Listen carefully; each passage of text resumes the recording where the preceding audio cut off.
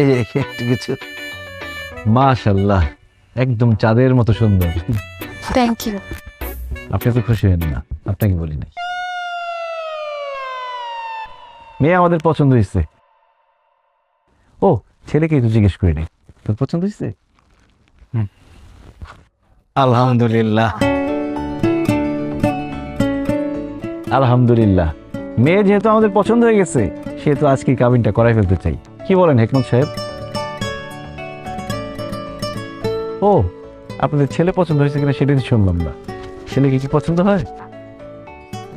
আমাদের পছন্দ হয়েছে, কিন্তু কিন্তু মানে তোমরা বাচ্চারা চলে আসছো কাবিন করতে, গার্জিয়ান লেভেলের কেউ আসলে ভালো হতো না?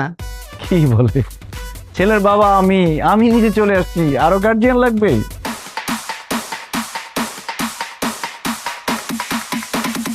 ছেলের বিয়ের জন্য বাবাই তো যথেষ্ট, তাই না হেকমত সাহেব? বাবা মানে মানে তো তুমি মানে তুমি, আরে আমি তো মনে করছি তুমি সর্বোচ্চ ছেলের বড় ভাই। বাবা বাবা হলেন কিভাবে আপনি? বিয়ে সাহেব, আপনি তো ভীষণ রসিক মানুষ। বাবা হলাম কিভাবে এটা এখন সবার সামনে বলতে হবে? ছোট ছোট ছেলেমেয়েরা আছে, এদের সামনে কিভাবে বলি? আচ্ছা দাঁড়ান, এই এনআইডি আর বার্থ সার্টিফিকেট দেখাও।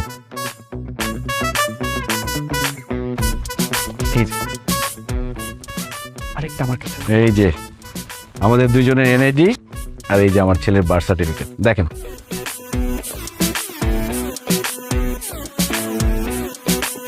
কি এবার বিশ্বাস হয়েছে যে আমরা পিতা পুত্র? আসলে আপনাকে দোষ দিয়ে লাভ নাই, সবাই এরকম কনফিউজ হয়ে যায়, ভাবে আমরা দুই বন্ধু অথবা বড় ভাই ছোট ভাই। আসলে আমাদের বংশের ট্রেডিশনটা এরকম, আমরা অল্প বয়সে বিয়ে করি, অল্প বয়সে বাবা হই, যাতে করে আমরা নাতির ঘরে পুতি, পুতির ঘরে নাতি এরকম দেখতে পারি। যেমন আমি বিয়ে করেছিলাম যখন, তখন আমার বয়স ছিল 21 বছর 1 দিন, আর আমার ছেলের বয়স এখন 21 বছর 10 দিন। এই যে 9টা দিন পিছিয়ে গেল, পরীক্ষা চলতেছে এই জন্য বিয়েটা করতে পারে নাই। তবে আজকে বিয়ে করলে মোটামুটি 9 দিনের মতো লস হবে, বেশি লস হবে না। তবে আমার ছেলের কিন্তু শারীরিক বয়স কম। শারীরিক বয়স কম মানে? মানে জন্মের পরে সবাই জন্ম নিবন্ধন করতে গেলে বয়সটা হাইড করে না, কমায় লিখে। আমাদের বংশে সবসময় 2 বছর বাড়ায় লিখে, যাতে করে বিয়ের সময় কোনো ঝামেলা না হয়, আইনি কোনো জটিলতা না হয়। তার মানে আপনার ছেলের বয়স 19 বছর 10 দিন। তার মানে আপনার যখন বিয়ে হয়েছিল তখন আপনার বয়স ছিল 19 বছর 1 দিন। বিয়ে সাহেব তো আমাকে খুব পাকা ছিলেন মনে হচ্ছে, আর আমার ওয়াইফের বয়স ছিল 16 বছর। তা আপনার ওয়াইফকে নিয়ে আসলেন না? মানে জিসানের আম্মাকে নিয়ে আসলে ভালো হতো। উনি কোথায়? জিসানের জন্মের সময় ওর মা মারা যায়। তাহলে আপনার মা নিয়ে আসতেন।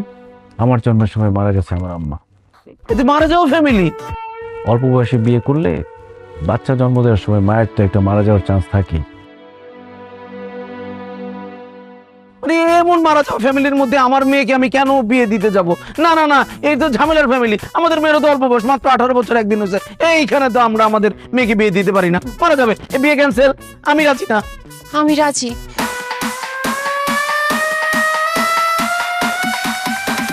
আপনি তো আমার থেকে বয়স অনেক বড়, আমি তো আপনাকে বিয়ে করব না।